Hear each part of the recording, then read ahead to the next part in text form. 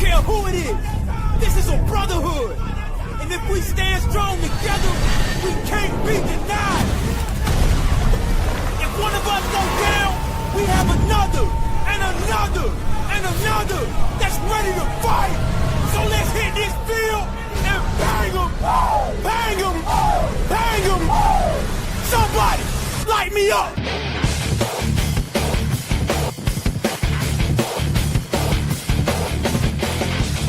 It's time to huddle up. It's the Turf District Podcast.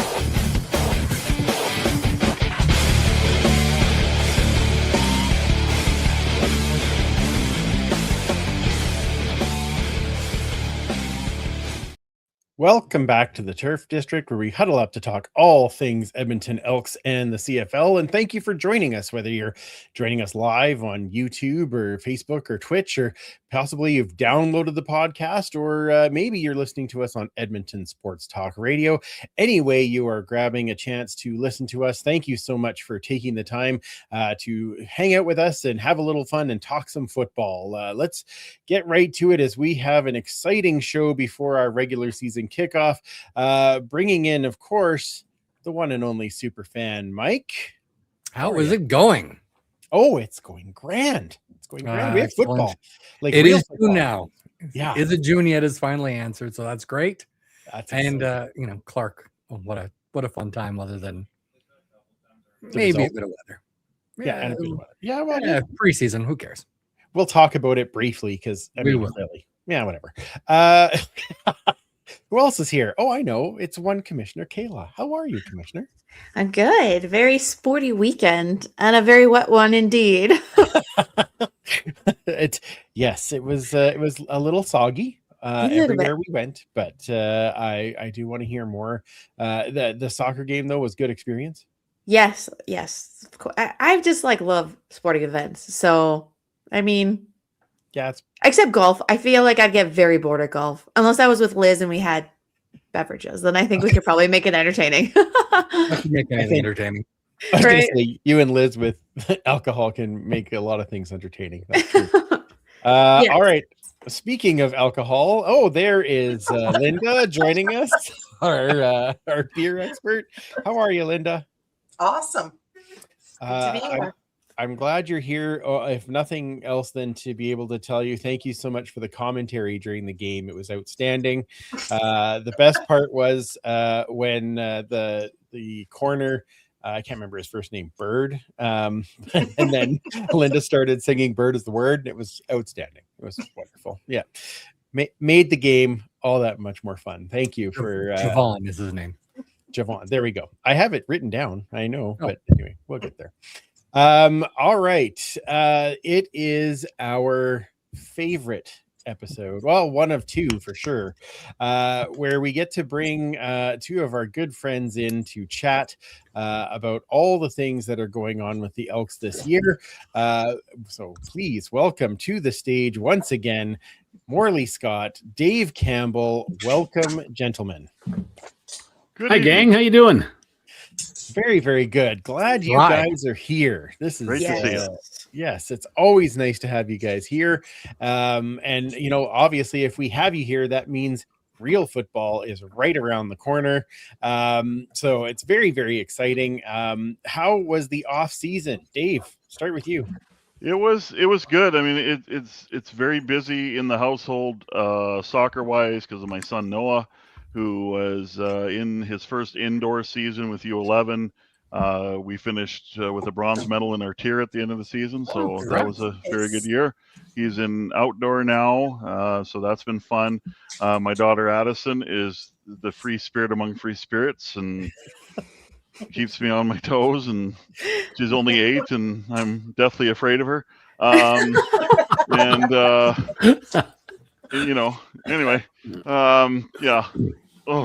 Anyway, I love her to death. She's like, I've wrapped around her finger that one. She loves to draw. She loves to write stories, and she's very, very creative. But it's funny because I think the last time we had this little chat at the end of the 25 season, I said she was in a basketball camp, and she did really good. And but I said to her after, "Do you want to do it again sometime?" "No, Daddy." I'm like, okay. And then once in a while she would go, "Hey, Daddy, do you remember that basketball camp? That was really cool. Maybe I should do it again. Or would you like to do it again?" No, I don't want to. It's okay. But no, Babe. off season was good. It's always busy around here, and it's good to get some football going again. And before we hear from Morley, hello, Leanne. There it is. There's what has to happen. Morley, how? There we go. Morley, Yes. how was your off season? It was good. Only one major event. We welcomed another grandson into the family, as my daughter had little Brooks. So we got two now, 1 6, and one will be 6 months next week. So yeah, that's Amazing. fun. And as the story I've been telling about it is when Milo was born, he was born, and 4 days later the world shut down in 2020. So we didn't get that first 6 months of holding him and cuddling him every time we had a chance to. But so we're taking advantage of it with the new one with Brooks, and we're over there and getting a hold of him and getting the grandkid squeezes every chance we get now. So yeah, it's good off season. Glad football season's here though. Finally. Absolutely. It's always fun. I mean, that's amazing, by the way. Congratulations. And Dave, I wish you all the best as you go into the coming years. But Well, it gets easier, Dave. No. We're here when you need it, my friend. That's Okay, we're good. here. Yeah, Good. here to help. Good. All right. Well, I before we get into the game recap, I do have to apologize up front. I did not get a chance to write the night before football. I am so sorry. I know it's a highlight. I love doing it, but it was just too nuts for me to get it done this time around. So, but we still have lots to talk about. And while we are chatting, remember, if you're watching live, you can add your comments and questions in on whichever platform you're watching, and we'll get to some of those later on in the show. And Mike will add some in when there's something funny, like earlier with Leanne. Okay. So just because it's fun to see it. So before we get into all of the cuts and the previews, we need to take just a moment for this. Game recap.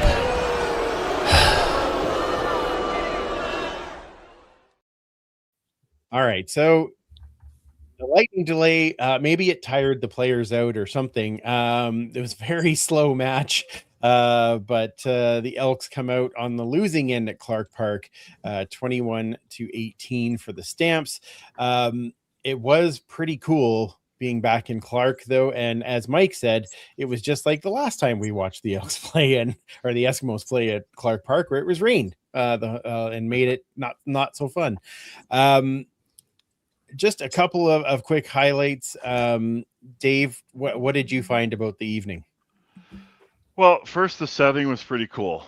And you see the panoramic shots and the drone shots, and it was, look, it wasn't the most ideal situation for the football team. They knew they were going to have to do something different late in the 25 season, and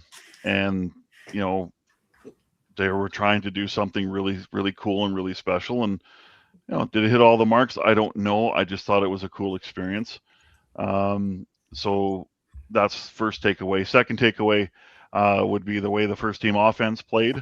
The first 2 drives of the game, I thought Cody Fajardo was dealing. Justin Rankin looked dangerous on the 2 touches that he had, well, the 1 touch for sure. And back to Cody Fajardo, he has a different set of receivers that will make him, I think, a different type of quarterback this year. TJ Luther, Josh Cephas, Austin Mack.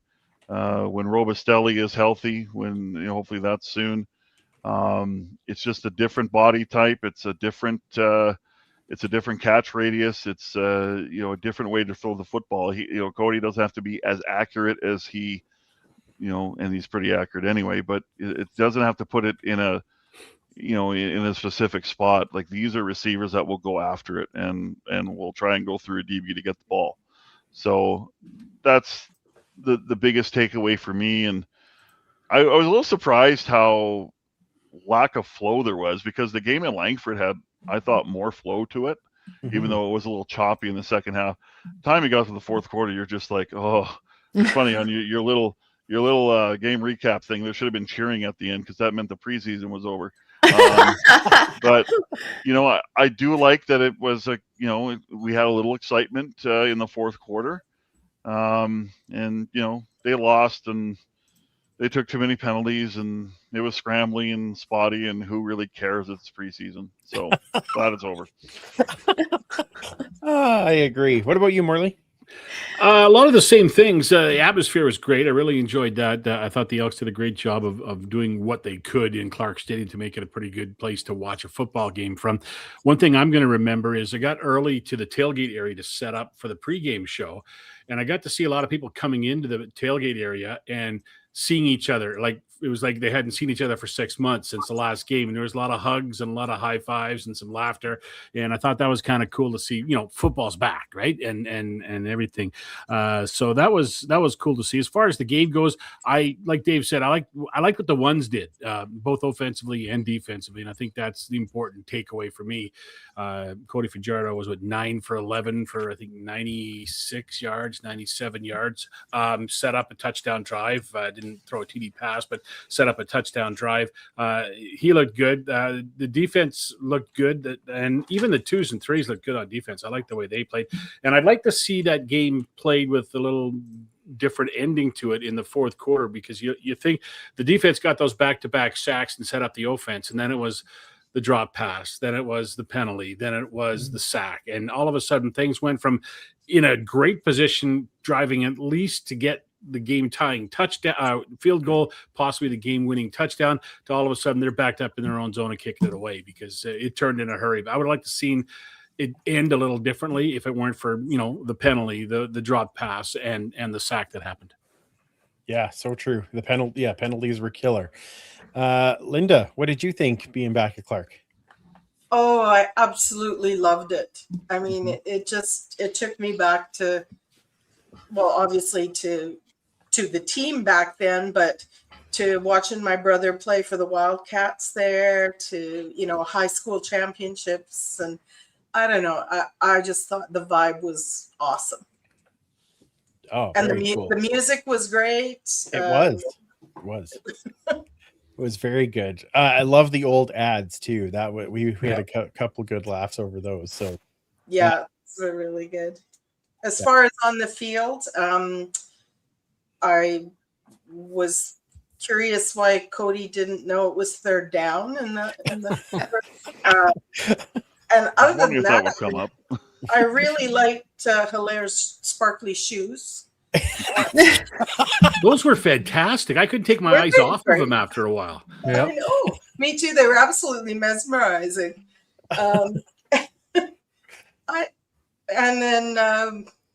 Coming up with more nicknames was pretty great, especially for the Calgary bench. Yeah. Yeah. We were calling our own game there for a while. I don't know. I was just so excited by everything. And thanks for the invitation to sit with you guys. It was, of course, it was fun to not be sitting alone. Yeah, that was awesome. I was so glad you could come sit with us. It was a blast. Kayla? Oh boy. So we got juiced up at that game. Yes, you did. And the game itself is a bit of a mystery to me. I'm not gonna lie. It's a preseason game. It's not the Grey Cup.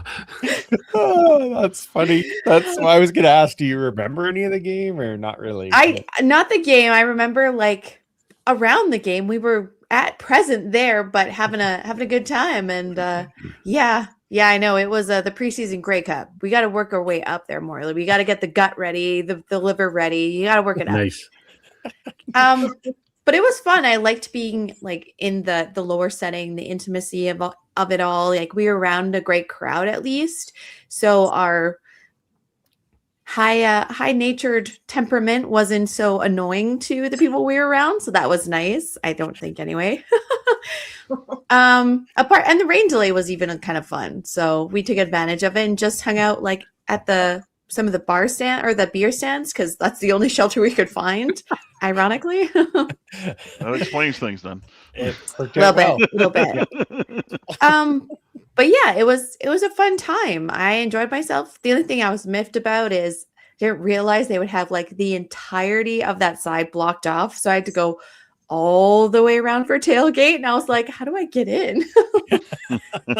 Yeah, that's very true. That's very true. But otherwise, yeah, it was a lot of fun. And I mean, I think are we going to talk about the game now or later? How do you want to work that? Because No, don't make your comments about the game. Okay. Yeah, we'll get on to the other stuff. So Well, you go ahead. there's just, I mean, you guys kind of said TJ Luther, that was awesome with Mhm. his receiving yards. Like, that's awesome to see. Cody looked sharp. A few things I didn't like, but maybe we'll save those for another time. But I wasn't impressed with some people's attitudes, but such is life. It's preseason. So hopefully their attitude is needs some twerking. But I just want to shout out another Queen's Gale. So Sue Bates, your boy, Justin Pace, he got 2 sacks, 2 games in a row. Another linebacker. Love me some Gales. So I'm very excited to see if he's going to see any game time in this season. But that's a really great pickup in my opinion. So yes. Yeah, that is for sure. Actually, yeah, most of our draft class in there, so that's kind of nice to see. Mm-hmm. Super fan, I left you for last because I know the history was there for you. Yeah, lots of great ghosts coming back. I think that the team really nailed the whole experience. It was so retro. They even had Dwayne Mandrusiak watering the lawn before the game, so that was nice. Speaking of Dwayne, having him do the coin toss was a very, very special moment. I'm sure he hated every second of it, but everyone in the stands was loving it, so that was fantastic. I also love that our top rusher, top receiver were both new. With Shunderick Powell had a 6.2 yard per carry average, and TJ Luther was the top receiver, which is gives us a lot of hope for the upcoming season and seasons beyond. So I think everyone else sort of said what they what I felt about the game, which was it's a preseason game, so there were some really good things and everything else. And as for the magic that is Clark, maybe we'll save that for a little bit, maybe at a Horde and Tell time. Oh, maybe. Ooh. That sounds wonderful. I'm excited for that. All right, we'll quickly get into our roster moves because of course now There's all a few. the releases come. Exactly. So released off the team, I'm reading the list, of course, because it's quite a list. Running back Rushawn Baker, defensive back Travion Blaylock, linebacker Jackson Brashear, defensive back Javon Bird. There it is. Bird is the word, right, Linda? Okay.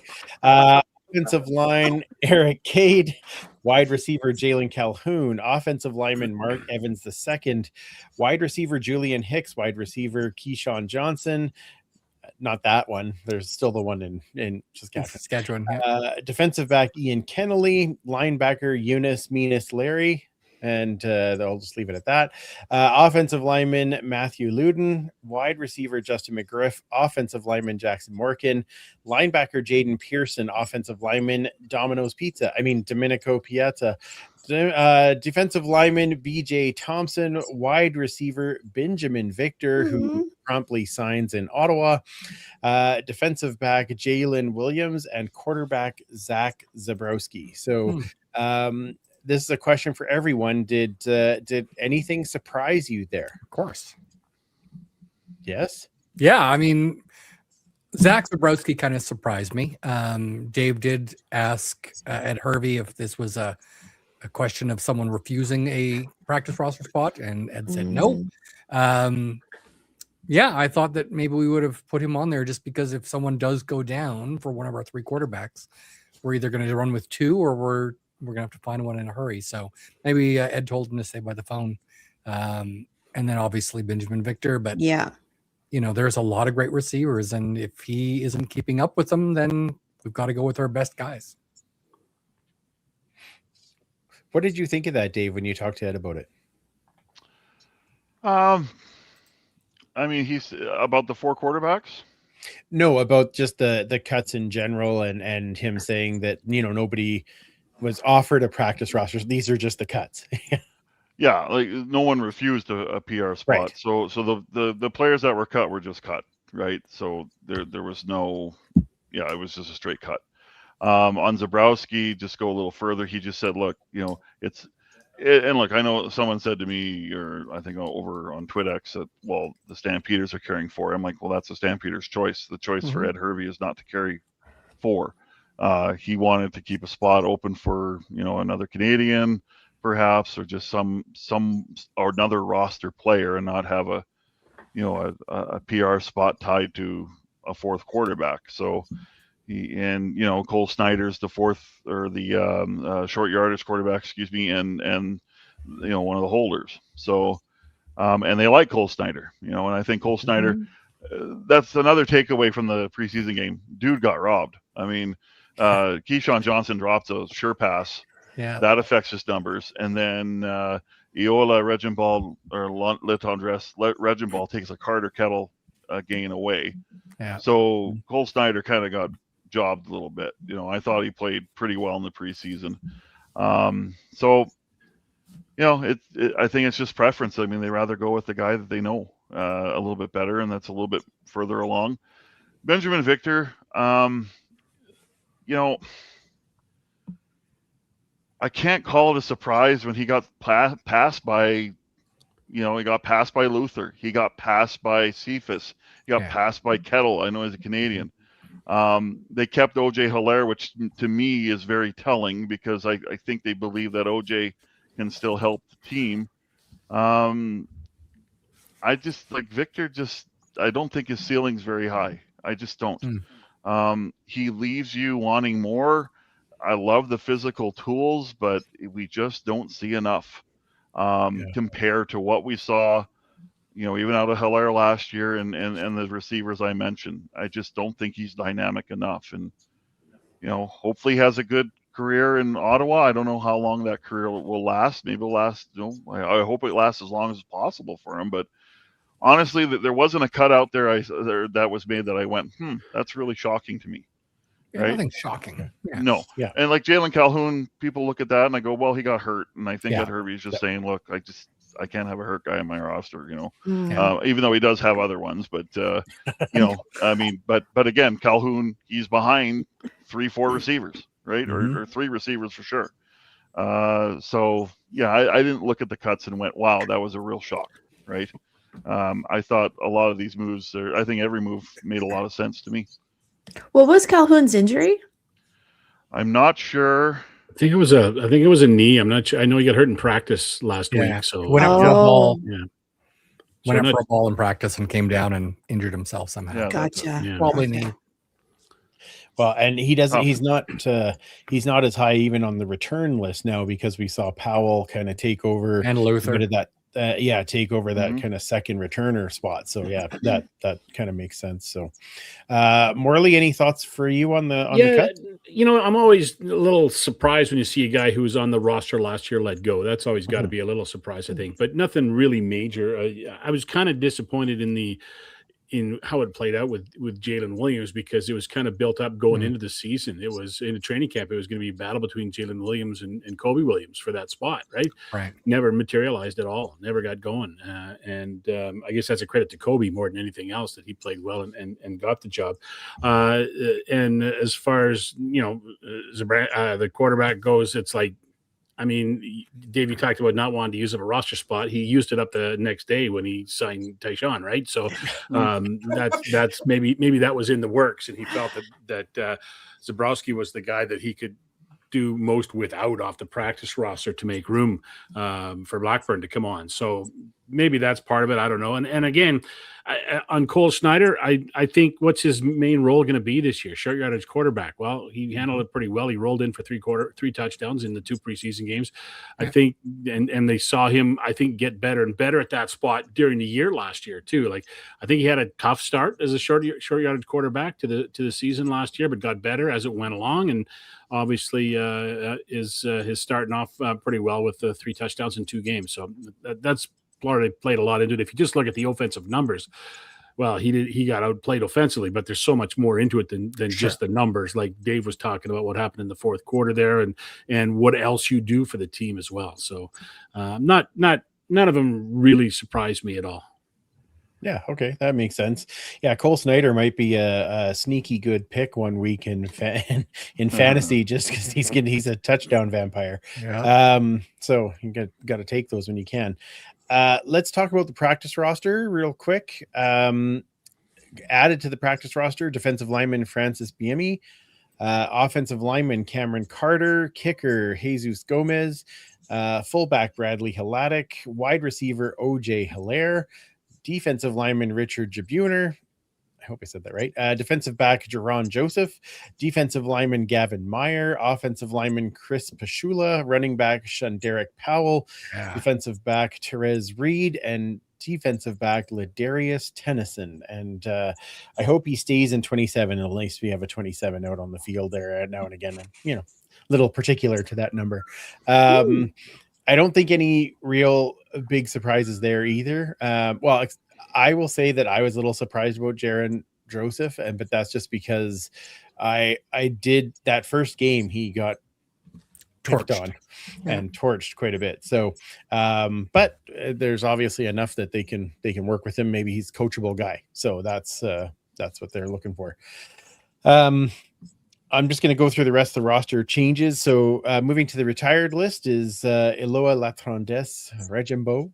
Ooh, Bob. well done. Ooh la la. Yeah. And linebacker Olivier Muembi. And for Bob, as we call him, he's probably going back to school because he did have 1 year of eligibility left. So we'll see how that plays out. We'll miss you, Bob. That's right. Yes. I don't know. Bob. Did you see in the first preseason game they forgot the B in his last name, and so I asked Mike and Paul if we should just call him Ob. Bob. Or Bo. Yeah. So no, I don't want to offend him by calling him Bo. That would be rude. That's fair. Okay. We also signed, as you said, Canadian defensive back Tyshawn Blackburn, an ad over from Toronto, and then added to the injured list this morning as it got posted. So defensive lineman Brandon Barlow, offensive lineman Brett Boyko, defensive lineman Silas Hubert, defensive back Cordell Jackson, defensive lineman Darian Newell, wide receiver Joe Robustelli, defensive back Benjamin Sangmua, and defensive lineman Noah Taylor. So a list of guys that we are kind of used to seeing as well, and now sitting on the injured list. So part of the season, I guess. Noah Taylor was on the field today. That's from the injury report today. So he was on the field limited. Also, Cordell Jackson was out there early, did in Indy, and then left. But I spoke with Mark Killam after, and he said it's positive on Cordell Jackson whether he makes the game on Saturday. I guess tomorrow will be a telltale because that's their heavy day. Robustelli doesn't look well. Mark Killam said I don't know, so that's not promising. K.L. Julian Gratton was out there. Silas Hubert wasn't out there, as you mentioned, and he's on special teams. And I think that's why you're going to see, you mentioned Segmua. That's why Tyshawn Blackburn was signed as well, because they need depth in their defensive back. So, for Ed Hervey, it's like, I'm not carrying a fourth quarterback when I could use a roster spot that would be more useful for me. I think Blackburn's going to play on Saturday. Wow. Okay. So but they lose two defensive linemen for the year with Achilles, with Brandon Barlow and Darian Newell. That's tough. Brett Boyko has suspected broken hand. Sangmua has a knee injury. So it's tough. It's tough. You go back to that D line. I mean, that's two guys, especially Barlow, that you take out, who was one of the better D linemen in the league and a good run stopper, and Newell, who now will be out 2 full years of football. I think there's a little pressure on that D line to perform. And their depth has taken a bit of a hit. And Noah Curtis, we don't know. I mean, I think it's about fitness now, how they see that, if they feel that he needs a little more time to get fit. I mean, he could be on the 1-game injured list to start. Maybe he does make it on the active, but so that's the injury situation right now. So, jeez. Yeah, half of them are defensive linemen. That's crazy on the defense of the 8 players on the DL.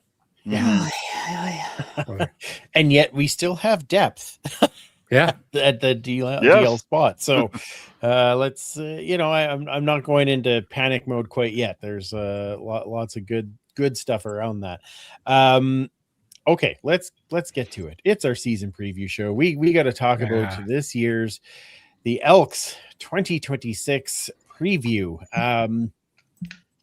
Going to do it a little bit differently than we have before, gentlemen, in that instead of just going through each side of the ball, I figured we would just ask some general questions and kind of get some conversation about it. The other thing is we're going to try running a poll, and just so that you can see, where do you think the Elks will finish in the West this year? And you can type 1, 2, 3, or 4 in the chat.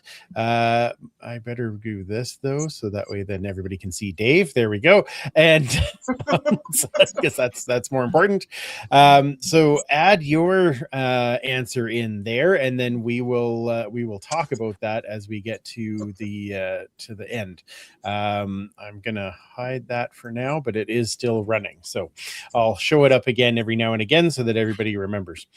Okay, so what I wanted to start with is what excites you guys the most about the team this year? So Morley, let's start with you.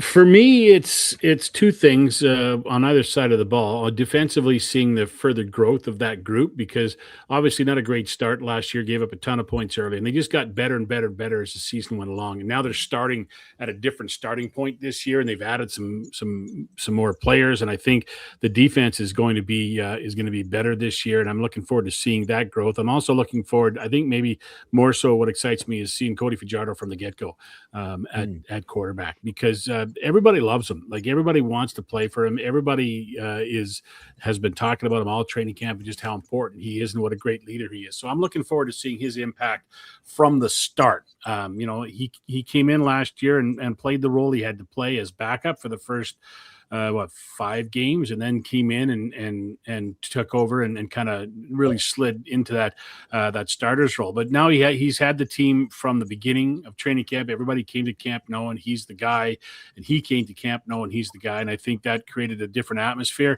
He's been handed a couple of new weapons, especially in Austin Mack and Joe Robustelli when he gets healthy. And I think that's going to help him out a lot as well, especially, Austin Mack. They looked like through camp anyway, through the scrimmages, that they'd rediscovered that chemistry that they had in Montreal a couple of years ago when Mac had 1,000 yards and they won the Grey Cup. So to me, that's two of the biggest things I'm going to be watching for and looking at this year, and excited to see at the start of the year. Awesome. Do you feel like Cody's coming in with a bit of that, almost like that chip on his shoulder again, a little bit of the, F you just watch? Like, there's a little bit of that. I've talked to him about that, and yeah, he does have that. He does have that for sure, because, and I think he might be the most underrated quarterback in CFL history for what he's accomplished and what he's done. Nobody seems to, it wasn't until late in his career that people started to take him seriously as a starting quarterback. And that, credit to Saskatchewan, who put him in that role, right? And then he only got into that role because of injuries, I believe, right, that year. And he took off with it at that point. I just think for the numbers he's put up, he's a Grey Cup winner, Grey Cup MVP, most accurate passer in CFL history. I don't know. He's just like a smidge ahead of Rourke right now, I believe. So, and Trevor Harris as well. So that's a battle that's going to go on in the season. But I think for what he's accomplished, he's vastly underrated for what he can do. Yeah, very, very true. Dave, what excites you about this year? I think, and it kind of plays off to what Morley was saying, it's just the continuity. This is a roster that did not see massive turnover that we have seen, every year since the 21 season, right? And the defense is pretty much unchanged, minus a few pieces. Obviously, Malik Carney's a huge addition. You look at on offense, there's more changes there, but when you look at the changes that Ed Hervey made and where he was aggressive in, I think you would all agree. I certainly agree. The offensive line needed a refresh. They needed to get better in the receiving core. And proof will be in the pudding. But I think it addressed the physicality that Ed Hervey and Mark Killam want on that offensive line. And I think they have it in that interior with Woodmansey, who is as physical as they come. Carter O'Donnell is the same way. I think David Beard's going to be the starting center on Saturday. The tackles with Brendan Bordner and Jordan Murray, you love their size, you love the physicality. Now they have to just do it on a week-by-week basis, and that's the one thing they haven't done yet in their career, but now they have a chance to do it. So it's the same coordinator, it's the same personnel for the most part. The receiving core, as I mentioned, it's a different type of receiver because they're taller. I would say they're more physical. Cody Fajardo doesn't have to have the most perfect touch on the ball like he did last year. And he's not reliant on 1 to 2 receivers. I think there's a chance that, every receiver on the field is going to be a dangerous receiver. Obviously there's going to be 1, 2, 3, 4, 5, in the progression. But I think every receiver is going to bring something, a little different to the table than compared to last year, right? So you got Rank in the backfield. We'll see. I mean, the one thing I liked in the preseason, they were able to run between the tackles better than they were last year. Sure. So we'll see. But the continuity to me is the big thing, and they don't have it on special teams yet. But they chose, not that they really chose it. I mean, they lost 2 players to retirement. They lost some other players to free agency. But I don't think Ed Hervey was bothered by it necessarily. It was an opportunity to restock through the draft and some through free agency. They're a young group, so we'll see how they grow throughout the season. Awesome. On the flip side, is there any areas that you really are, I wouldn't say concerned about, but maybe you're keeping your eye on? I'd say kicking game for sure. Yeah. With Blanchard. He kind of showed it on Friday. Yeah. He missed the 48-yarder and he nailed a 48-yarder. Right. That is Vincent Blanchard in a nutshell, right? Because if you look last year, that disaster in week 1 in Vancouver and the last 3 games, but between those games, he was a high 80% kicker. He was excellent. And now, Jesus Gomez is on the practice roster. I think there's a reason why he's on the practice roster. I think it's just put a little heat on Vin. And we'll see. The guy cares. He's a heck of a guy. He works hard in practice, but big leg, that's one thing, but the accuracy has to be there. Yeah. So the place kicking game is a concern. And honestly, I'll go back to the D line again. I'm a little concerned still. Will they be better? Will Robbie Smith be better? Will Jared Brinkman be able to stay healthy? Will Malik Carney come in as advertised? I think they have some good pieces there. They do, but can they be consistent with it, right? And I'm not sure, right? I'm not sure yet. I just not. And they were around the ball a lot last year. They didn't finish well, and they didn't finish with sacks, and they didn't finish with making the quarterback make a bad decision, right? Or to throw the ball throw the ball away. So we'll see. I think their middle linebacking core is good, or their linebacking core is good. Their back end is good. It all starts up front to me, and I'm maybe a little concerned about that. I need to see it. The potential's there, but 100%. We have to see it. Yeah. What about you, Morley? Yeah, I'm kind of in the same boat.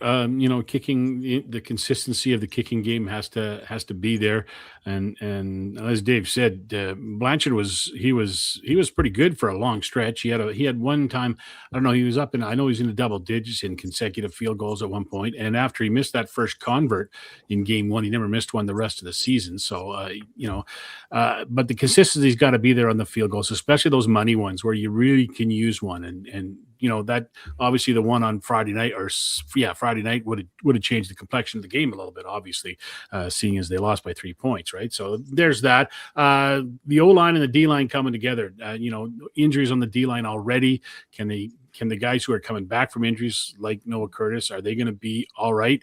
Are they going to be able to catch up and fit in? Putting together that offensive line now, they've all played together either here or Hamilton, but they got to play together here now, right? And we'll see if that will be an issue. Although they look pretty decent during the preseason as well. So that's to me where the concerns are. And you win in the trenches, you're going to win games. So they got to get those the D line and the O line working well. Absolutely. Okay, I need you guys to just go with your gut. Use your instincts. Who's the hidden gem on the roster that we need to be looking out for? Ooh, good one. Good question.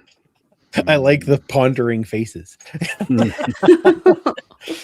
Morley, you go first this time. Yeah.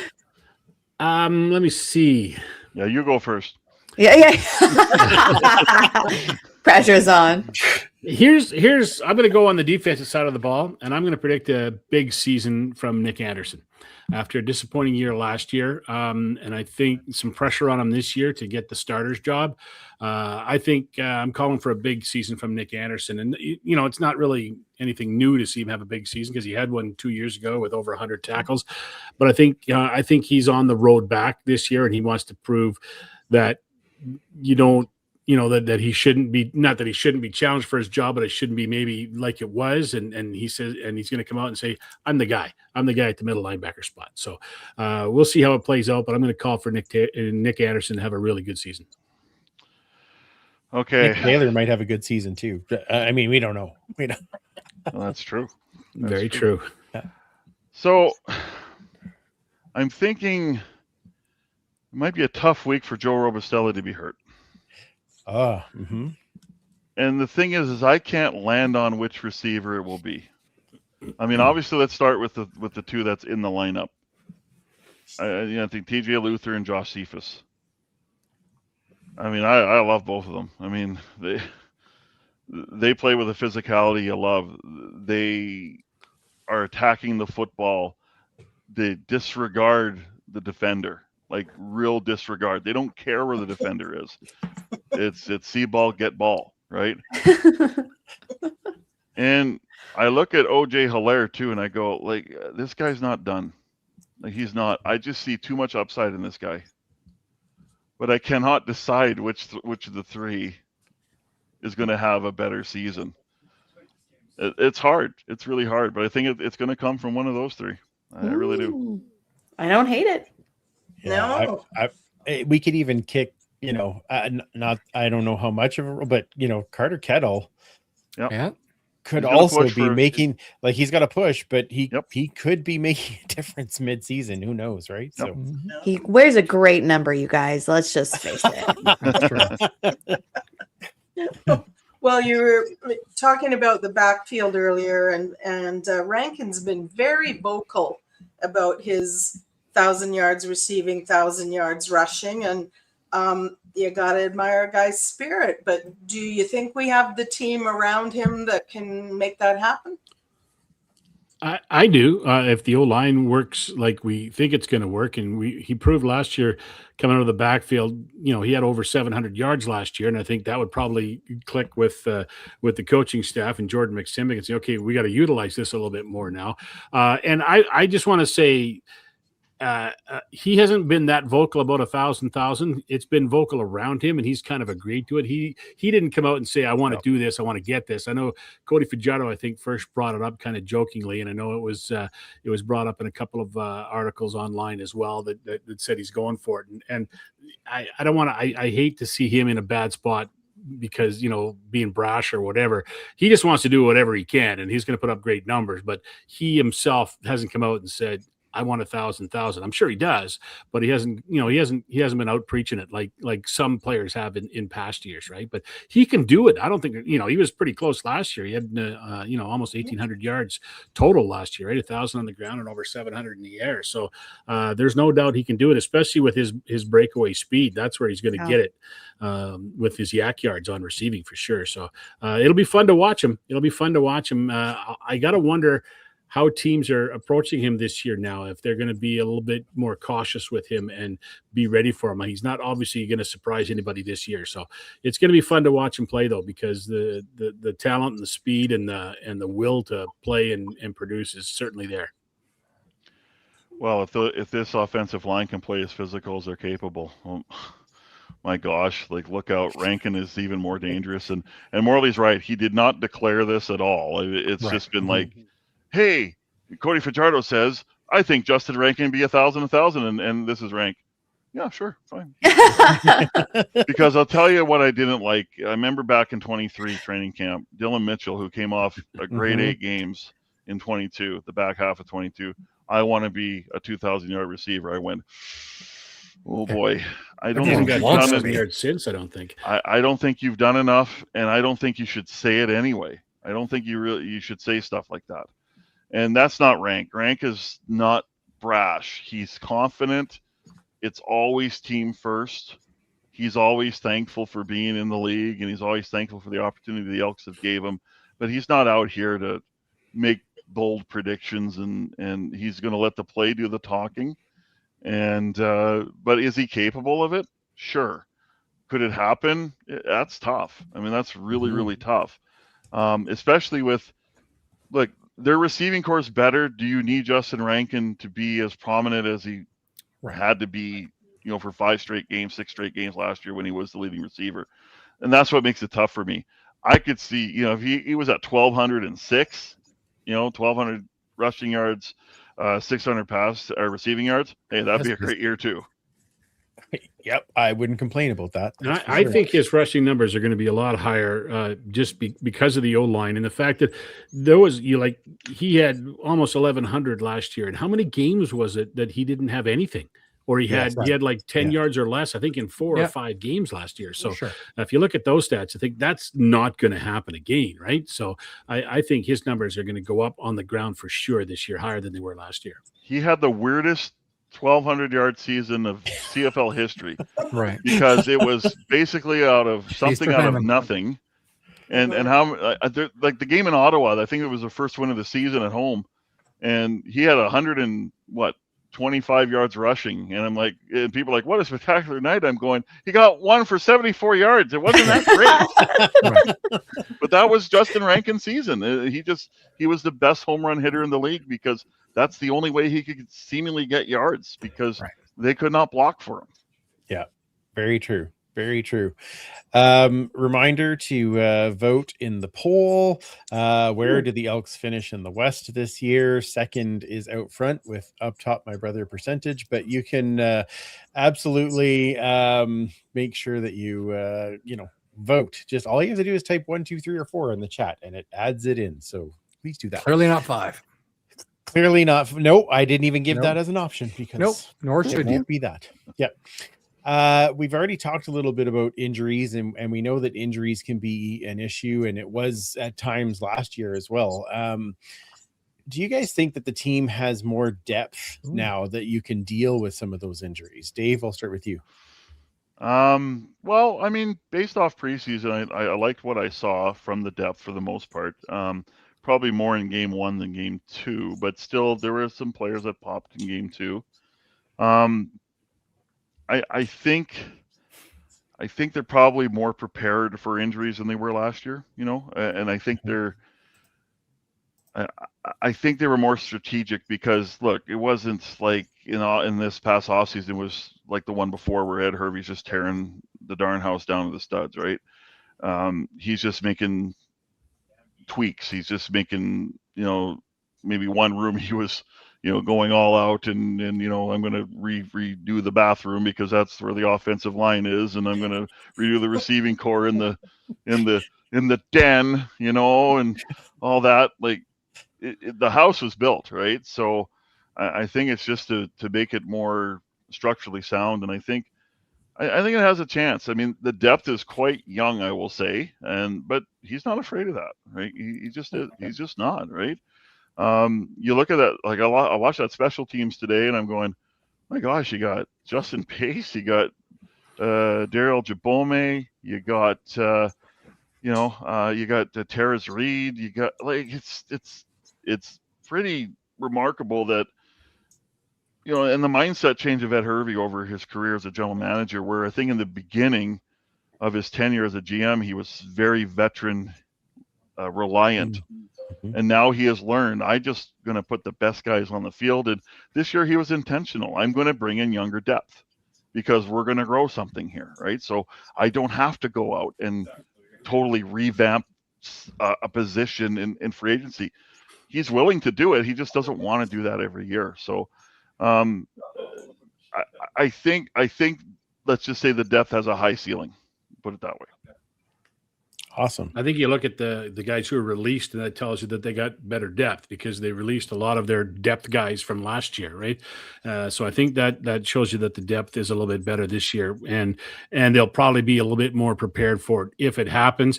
And you know, it's going to happen at some point to somebody that's important. Well, everybody's obviously important, but at some point, someone is going to get hurt that they're going to need someone to step up. And the thing that I worry about is, and Dave talked about the younger depth, right? So they're younger and they had a good training camp. Now they're going to sit for a week or 2 or 7 or 10 weeks before they kind of get that game action possibly because of an injury. And will they be able to bring back what they had in training camp to what they need to put on the field when they're getting a chance to play a game at some point this season? So the depth is there. I don't think there's any doubt about that. And as Dave said, they're younger but it's there. It's clear they've got guys, I think, for every position to step up if they need them. Yeah. Dave mentioned earlier, one of the things he was looking at was the kicking game. How short of a leash do you think we have on Vincent Blanchard? And do you think at some point in the season, to quote our good friend Paul, Jesus will rise? Oh, Paul. Oh man. Oh, I'm going to text him I right think now. it won't be like a really long leash, but I think he'll get an opportunity. And you know, he is the incumbent, and they all last year they stuck with him and they kept playing him, and they know the talent he has and they know the leg he has, and I think they will give him some time to develop. He's just a young guy still, too, right? Well, right. In maybe not in age wise, but certainly in experience wise, and he's going into his second full season, so he's got a lot to learn still. I think that they'll give him a little bit more time. Than it won't be a short leash, I don't think. Well, Maybe does it depend on like if it's a game losing kick? Maybe it's like if he starts the way he started last year in Vancouver, oh boy, like I don't know how long the fuse is from Ed Hervey. Now, sometimes, you know, look, like you have head coach that feels one way and GM that feels another way. You know, Ed Hervey is very demanding when it comes to his kickers. Like, you got to make the kicks when they're there, right? For the most part. Yeah, I don't particularly think it's a short leash, but you know, you got to avoid missing those kicks that could really affect the game, right? And that's hard to tell sometimes when it will. But you know, the game on Friday, it's just preseason, but he misses a long one that hurt. He nailed a long one that helped, but if you nailed the same kick earlier, then this team maybe walks off the field with a win. So it's just, I just think he can't be so up and down. I think that's what drives coaches and managers nuts about kickers, is when you nail a key kick and then you nail one that you can't nail one that you should, right? You can't be so up and down. And that's my worried about Blanchard. That's the way he ended the season. And you just can't have that. You just can't, you know. So I think in the theme of starting fast, I think the kicking game is in that equation as well. And you don't want games where he's 3 of 5. You want games where he's 3 of 4, where he's 4 of 4, where he's 3 of 3, where he's 4 of 5, right? And you hope the one he doesn't miss is a critical one, obviously. But you can have, in the first 6 games, you know, for example, in the first third, he can't be a mid 70s to high 70s kicker. He's got to be over 80. And if he's not, I think you make a change. and 6 for 6 on converts. Yes. Yeah. Yeah. And he did have that kickoff go out of bounds as well, right? If he goes 6 for 6 on converts, I don't think going 3 for 5 in field goals will matter that much. No, that's fair. Fair. That's tough to say. All right. Well, looking into the future, we're just starting. We got a long season ahead of us, but it goes by way too quickly. However, there has got to be an absolute banger of a game you guys are circling in. What is it? What are you most anticipating this year? I'm about week 1 this year. Ooh, just okay. because of the starts that this team has had over the years. I mean, I think it's like 0 for 25 since 2021 to start seasons. And I think that a win in week 1 just changes the complexion. That they don't have to win in week 1, but they can't start 0 and something, right? They can't be like 0 and 4, 0 and 3, 0 and 8, like they have been, in years past. And so to me, it's week 1, getting off to a good start. If you get a win in Ottawa, that's great. That's a team that is in transition as well. They got a lot of changes there.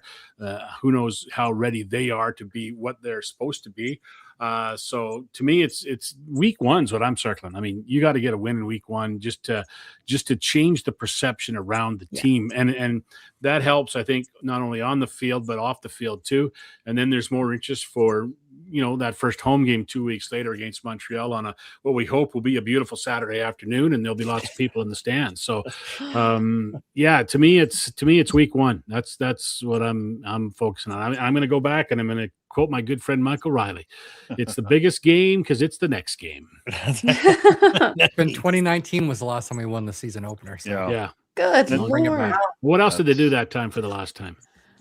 Make the playoffs. I was gonna say, Exactly. That probably goes hand in hand to a certain extent, doesn't it? So it's been too long. It's been too long. So hopefully they can put a W up. And I know Mark Killam talked about it in the offseason. He's talked about it. He's focused on a good start right through, like starting on day 1 of camp. He wanted a good start. He wanted players to be ready for day 1 of training camp, and hopefully it's carried over. It worked like he wanted to, and they can do something and get a win possibly in Ottawa on Saturday. I will use this phrase: consumer confidence. And if you win on Saturday, you're going into the bye week. You're not hearing the noise. It's more okay. Won that first game, right? Obviously, the next big game will be that home opener, but it doesn't mean an 0-1 start means it's going to be a bad season either. But I just think for a fan base that has been very hesitant to, I don't know what the right word is, but I feel this is a fan base that wants to get behind the team, but they're a little skittish about it, right? Because it's like, we hope every year at this time it's going to be different, and then it doesn't seem to be different. And last year was an exception. I thought eventually it got there that it was different, but I think the consumer confidence of the fan base would go a long way with a win, and they know that. It's not like they're hiding from it. They're not, because they're sick and tired of this. They're sick and tired of the rhetoric. They're sick and tired of hearing it, and they just want to win. And it falls into look, the most important game is the next game. Well, this is the next game. I think this is a massive home opener, season opener. I think it's the biggest season opener in an awfully long time. So I look forward to Saturday very, very much. Excellent. Okay. So that's how we start the season, and I'm like you. I'm really excited about that as well. Where do you think we finish the season in the standings? Okay, I'll go first. Please do. I'm going to say third. Third. I'm You're going gonna to say third. Okay. Yep. And Okay. if they get mad at me with that, I'll just say, prove me wrong. Yep. I would love to be proved wrong. So go ahead. Yep. Morley? I'm the same thing. I got them for third, possibly second. I think they could have a 10-win season. They've fooled me before. I felt pretty good about the team going into a few seasons in the last 3 or 4 years. I thought last year was, obviously was we saw more improvement than we'd seen in a long time, especially at the start of the season. Even though they had that, was it 0-3 last year, 0-4, whatever it was. So but I got them maybe winning 10 games, maybe hosting a playoff game. But I think I'll put them down casually put them down for third with thinking they're going to have a much better season this year. So it all depends in the West who steps back a little bit. And I think it changed a bit today for Calgary when Hutchings signed, right? And they brought him back. He makes them a much better team. Was Collaros' year last year? Was it the first of a step back, or was it just a blip? Right. We'll see what he's got this year. Calgary, they lost a few guys, right? So we'll see how they respond. Saskatchewan lost some guys. I think BC is going to be first place. I'm calling them for first place. But after that, it could be a little bit of a dog's breakfast after that in the rest of the West. And injuries always play a part. Yep, absolutely. 100% they do. So we heard what Dave and Morley have to say. Add your vote in. I know there's about 40 watching and we only have like 16 votes. So you guys put your vote in. All you have to do is type 1, 2, 3, or 4 in the chat. It will add it to the poll. Going around, Superfan, where do you see the Elks finishing? I'll be optimistic. I had said third before when we were on the BC Lions Den podcast. I think we could actually make second again just because of that depth. I think for a lot of teams in the West, one of the scariest depths is at quarterback. You don't see a lot of teams with a really solid number 2 quarterback, and I think Edmonton might have the best number 2 quarterback possibly in the league, certainly in the West. So if anything did, and touch wood, happen to Cody, I think Taylor Powell can step in and still right the ship. If that happened to Nathan Rourke, if that happens to Trevor Harris, I don't know how they do. Yeah, totally fair. Commish? I'm going to play the level and just say 3 because I have room for optimism like these two, but I feel like we're better. Very cautiously optimistic. All right, Linda? Oh, well, 3 seems like the safe thing, so I'm going to go 2. There you go. Love it. Lovely. And then I was also saying 3. I think this year, just based on what we've seen and what the expectation is and the growth, I think this team has to finish 500, and I think they can. And like you said, Morley, they could do one better, but I feel like they really need to get. I see Joe's playing his Palineski / Ballantyne card. Yeah. I think I do think that they're going to be at least 500, and if they're not, then there's going to be questions asked. I think that's the thing. So I think that they end up there, and I'll put them in third.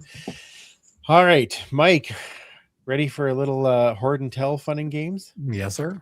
All right, lovely. Here we go. It's time for Hoard and Tell. All right. Oh, look at that. Yes, look at that. Yeah. At the last game, we had a real nod, warm embrace to retroism. Looking back at the history of this team, and they put out a lot of very cool things that are reminiscent of how many things used to be in Edmonton for football. A couple of things I picked up were some shirts. I absolutely loved this one. I mean, it's got the old 70s, 80s EE logo on it. This was available in short and long sleeve, which I thought was fantastic, but not to be outdone. We had a couple of shirts. This one I absolutely loved. Mm-hmm. And it looks an awful lot like the Not Whole Gang crest from 1959, which I thought was kind of neat. Just dropped everything, of course. Another thing we got were... 1 second. There. Everything's on the floor. Great pennant. Nice. I'm really hoping this becomes out of date very quickly by adding another Grey Cup championship on there. That's going to have another spot. And not to be outdone, they also put out this lovely pennant. And this is a Nice. really great job by the design team, because if you'll notice the font on there and the helmet looks an awful lot like this one Oh, Wow. nice. from the early Nice. 1970s. I think it might be even 1970. So I thought that was very cool. But I think one of my favorite things was something that you didn't even have to pay for, and that was this That was- lovely program. Oh. Of course, had the roster on there, the training camp roster, if not people that all played in there. Some great articles and ads in there. There's a lovely article on Tom Wilkinson, which Was is just so good. fantastic. Just to see a program again to go along with, my ticket stub from the game, which is kind of cool. So it did bring me back, and I thought really added to the great vibe of Commonwealth Stadium, or Clark Stadium, I mean. So very cool. And one more thing I did get, and I still haven't quite figured out what this is yet, but this is a lovely thing from Morley. Nice. It is a card from, was it the first Jackie Parker? Yeah, in tournament? 2010, it was. They gave those out at the Jackie Parker Golf Tournament in 2010. It was my first year doing the games, and it's been sitting on my desk or around my desk, and I have no idea what that little chip is in it. And Yeah. and I'm thinking there's only one guy who I can give this to, because I don't know what it is, and had your name on it basically. Mike, Well, so if I gave it CSIS to you. comes and breaks down the door, I guess we know it's something bad. But I think they're phone cards, because I had a Hugh Campbell one. yeah, but this is a USB chip, so you can plug Yeah. this in. Like, it's meant to store Oh. things. And the thing Oh, I is, thought it you- was just a little scanner. Oh. you probably have to damage the card to get the chip out, right? Which you Well, don't you want to can do. you can get a female USB and just plug it in. So we'll give it a Okay. try. Okay. What? That's be cool. Yeah, I'm curious to see what it's all. Yeah, when you tell us what it is, that'll be. I will. exciting. Maybe it'll be another Horde and Tell. We'll see. Maybe. Fantastic. Linda, your turn. Do you want to chat about getting us all pumped up for week 1? I do. Oh, excellent. First down. This beer.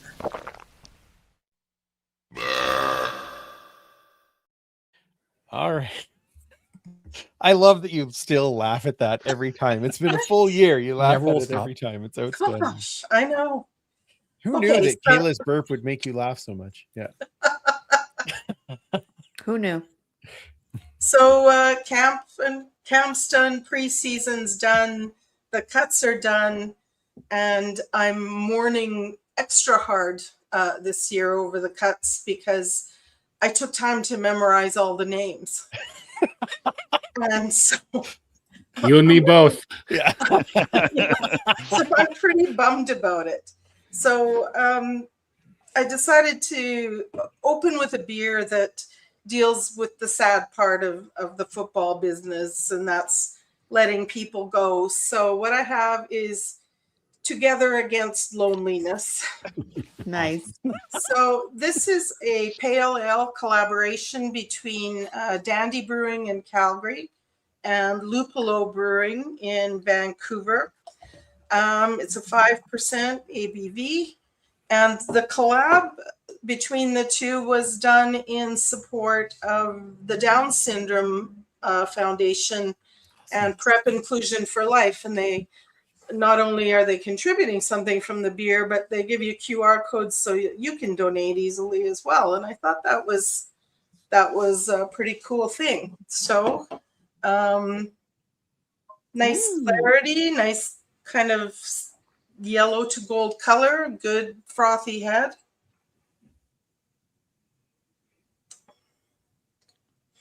You pick up definitely the citrus.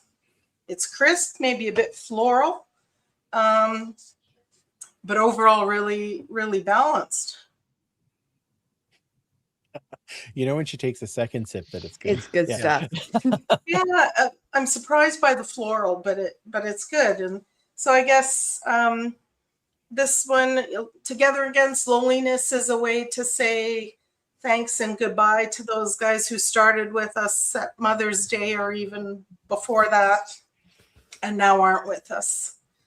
So bringing us into the real season, I have a message to send to all the other teams in the league. Ooh.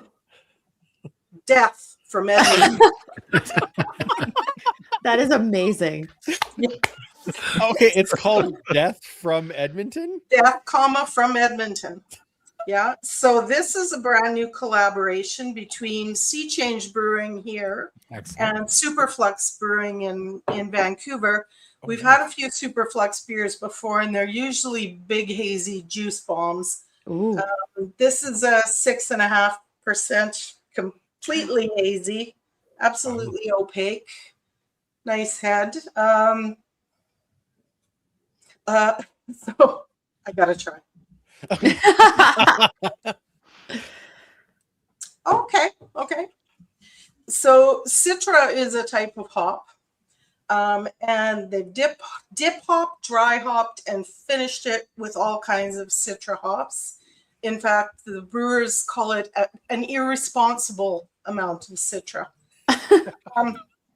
So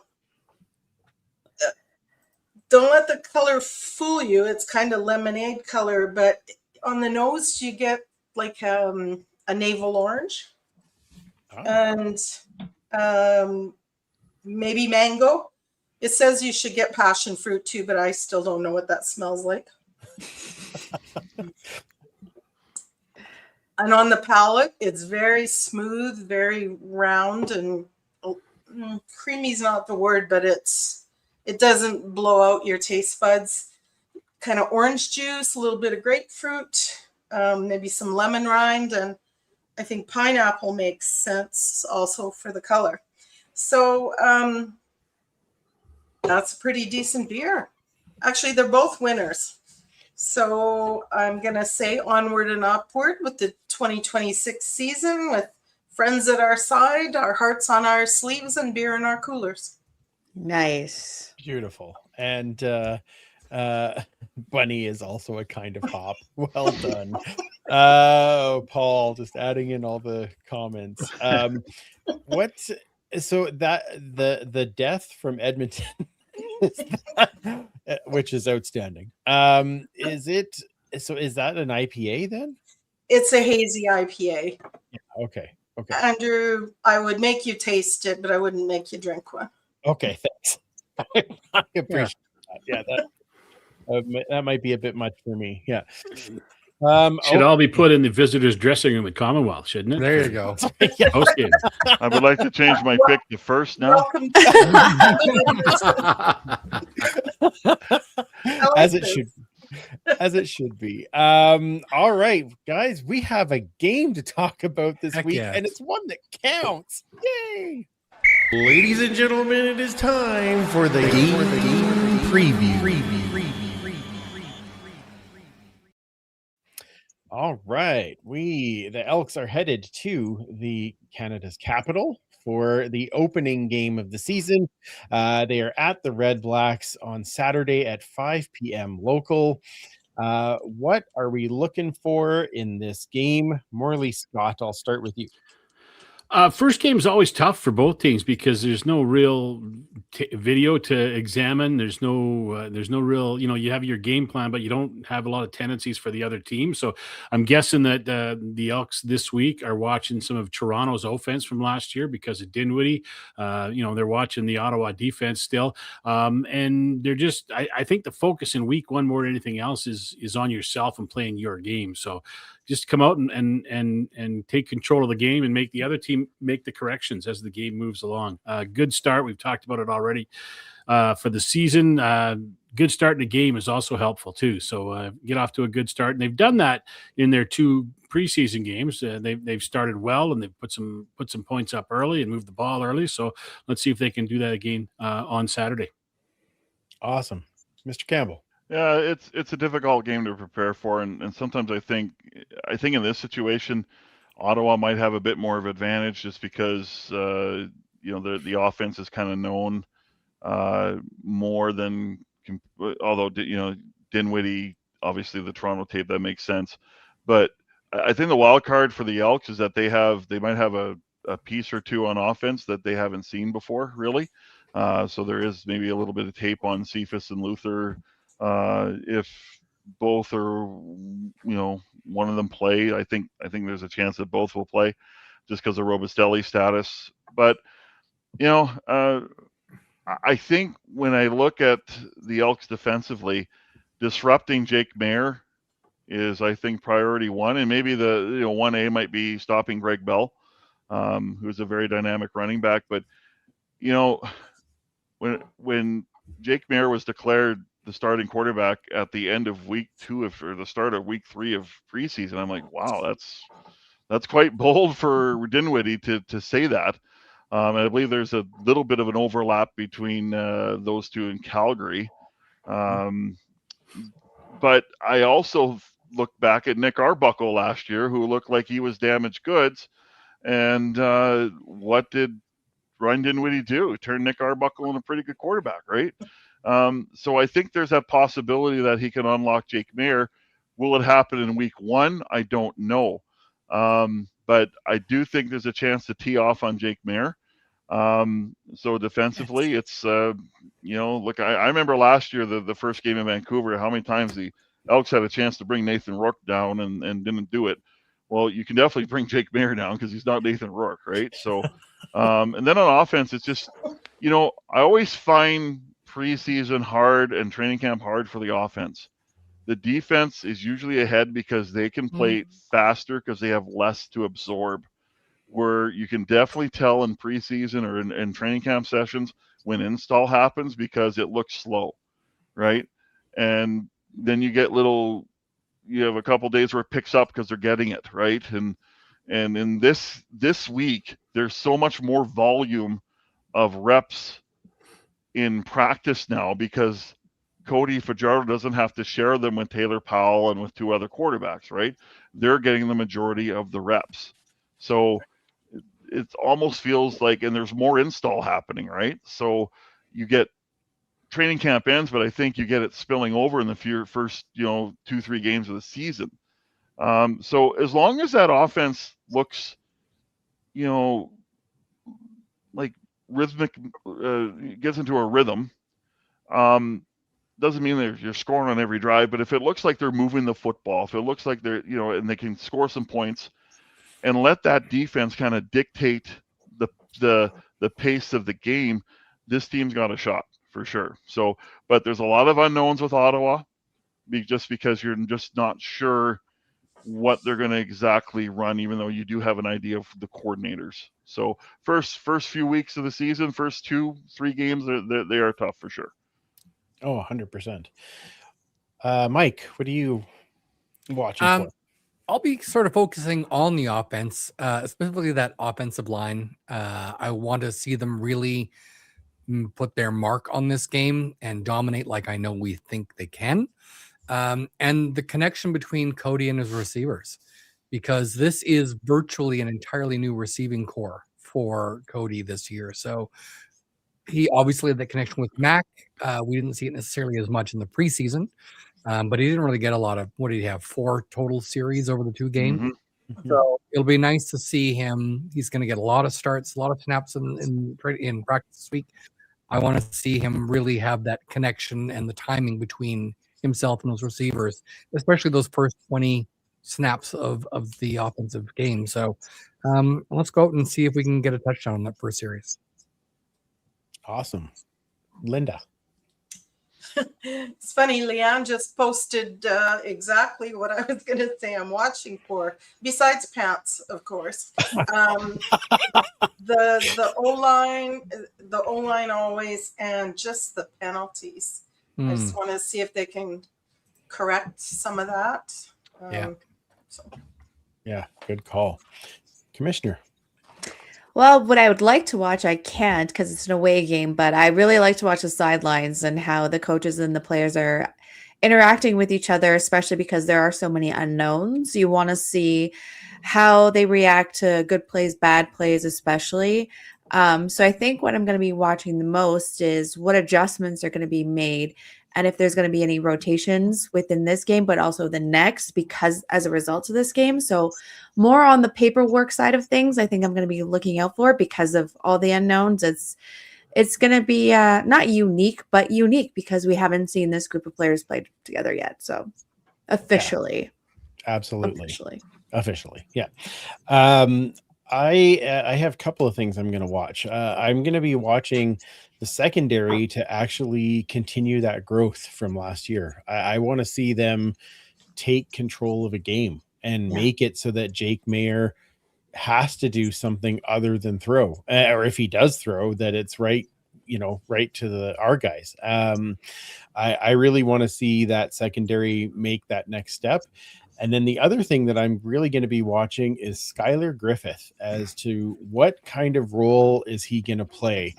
I think that he could be a big part of this offense this year, just in that tight end / fullback blocker position. Lots of potential there for him to be helping to open guys up, but also to break away and catch the ball down the field. So I think those are the ones that I'm going to be keeping an eye on for this particular game. So very exciting that there is stuff to come. So make sure you are tuned in on Saturday night at 5 p.m. And then, of course, join us next Tuesday when we break everything back down. Bye week, all right. isn't it? What's that? It is bye week. It is bye week. You're right. So don't join us next Tuesday. Join us the Tuesday after. Fine. There you go. Yeah, it's fine. Okay. So you know what also happens though, now that it's regular season, we get to do this again. You get a point, and you get a point, and you get a point. It's PickEms. It's PickEms. All right, and we're keeping track of everybody's pick'ems this year, so it's going to be lots of fun.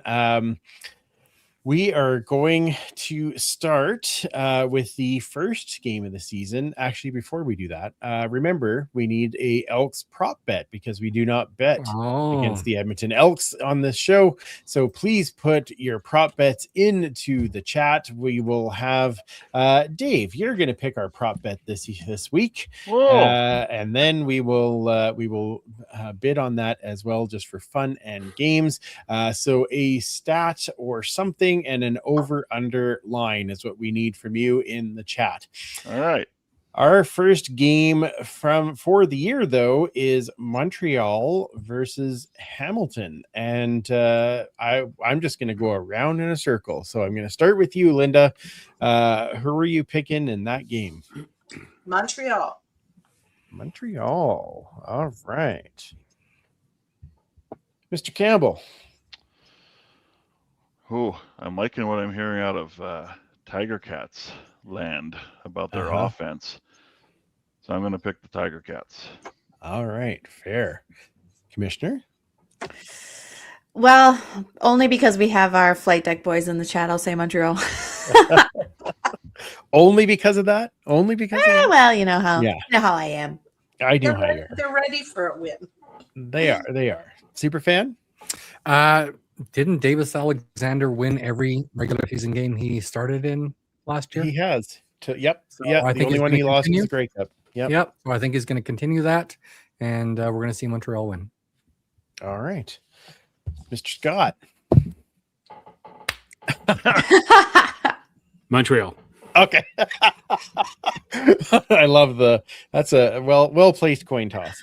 I agree with Dave on this one. Just I'm hearing some things that I think Hamilton's going to be fairly good this year. I'm gonna They were number one last year in the East. I'm gonna put some chances on the Tie Cats. Sorry, flight deck friends.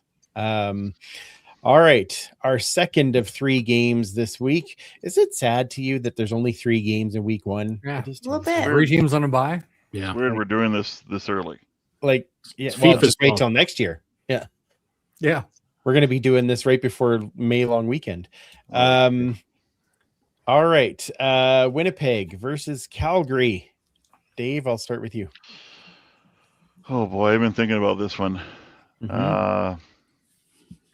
Man, oh man. I'm going to say Calgary squeaks it out. All right. Commissioner? I'll say Winnipeg because they just won't go away. Okay. Fair enough. Super fan? Both teams lose. Great. I like that. Yeah. Yeah. No, there's no ties anymore. anymore. I was going to say there's no ties. Yeah. Can't even call a tie anymore. I know. Damn it. As much as I hate to say it, I'm going to have to go with Vernon Adams and Calgary. All right. I am taking Calgary as well. Okay. I am also taking Calgary after their defensive additions. Linda? Winnipeg. All right. I should have learned last year. I just need to follow Linda and pick whatever she picks. All right. And now for our EE prop bet. Mike, what do we have for prop bets in the chat? All right. Hopefully I got them all here. I'll start with our friend Joe Balaneski, who is more than happy to not be on the show this week. I can only imagine. Yep. Okay. He says D-line sacks. All I don't know if right. that's just for us or in general. I would assume just us. Yeah. I'm sure he'll clarify. Okay. I have no doubt. Mr. Prometheus is saying Rankin's longest rush, and he actually has a line of 40.5, although he did say or 45.5. Okay. Tim Capper says Mac receiving yards in his Elks debut. Ooh. I might want to All right. save that one till the next game when they're Till playing. the yeah, I kind of do. That would be a good one. Yep. Joe, not to be outdone, decided to have a second prop bet. Cody rushing yard. I think it was later on in his I see what you did there, Joe. Okay, we'll set Cody the prop bet at Cody at 0.5 yards rushing. That's what I was just gonna say.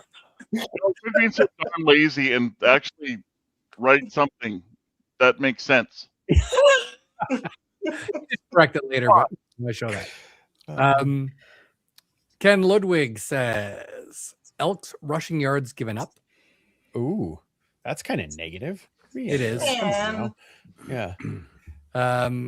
Joe did go back to plural and said Elks sacks. Okay. Okay. Thank you. Obviously, it's referring to the D-line sacks. Yes. And Chris has got his prep boot. Vincent Blanchard's longest field goal. Oh, holy crap. Boy, there's some interesting ones in there. All right. Dave, what prop bet would you like to go with this week? Just to make my life easier for the rest of the week, I'm going to pick Joe's Elk Sacks. Elk sacks. I'll set it at 2.5. Okay. Oh, that's a good line. Oh, That is a good line. Oh. If I want to be right. a real jerk, I would have set it at 1.5, but I'm going to say 2.5. All right. Yeah.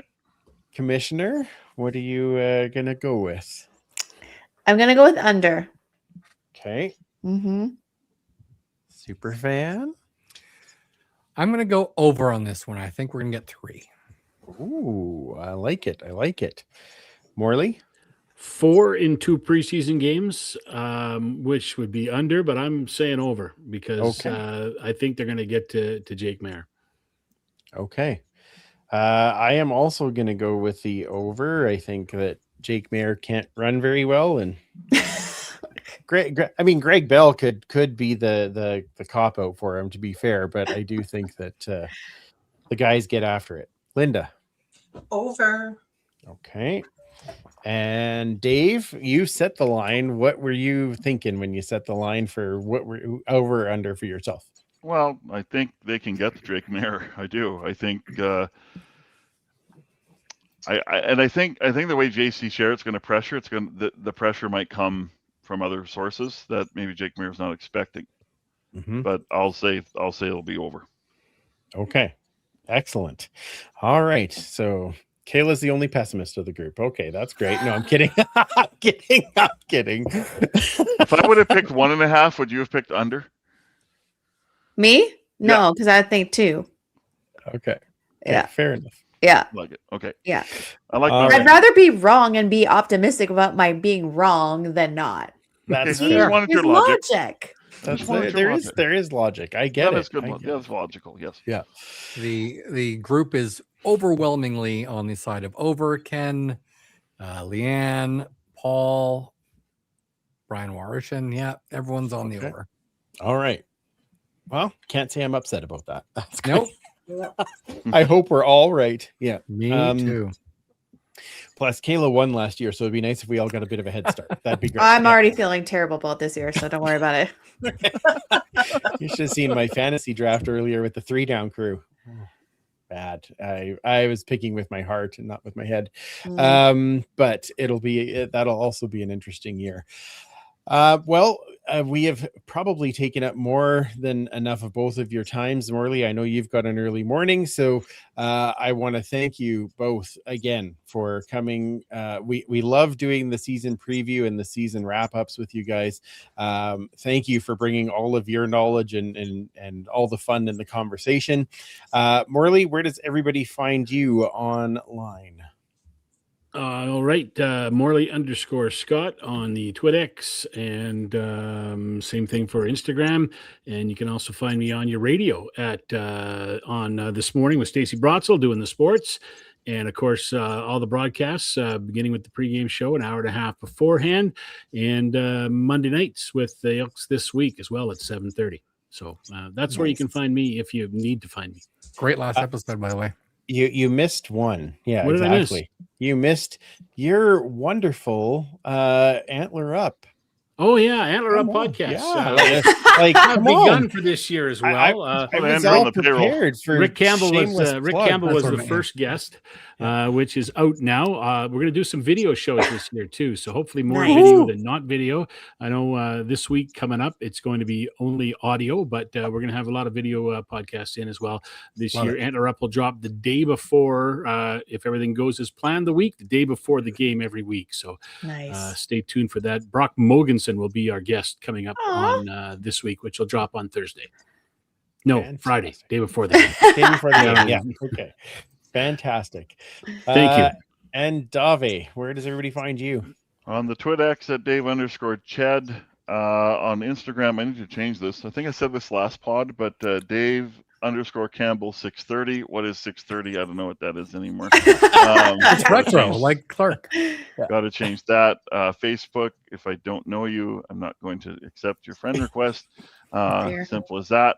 And then the chat at the Elks page, and also on the TwitX on my account, you see audio there quite a bit.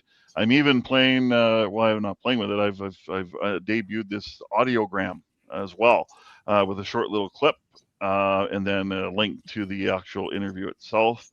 You can catch me in the afternoon, 2 to 4, on the sports desk with Courtney Terrio on the Courtney Terrio Show, and of course all broadcasts on 80 Ched. And there you go. Bravo.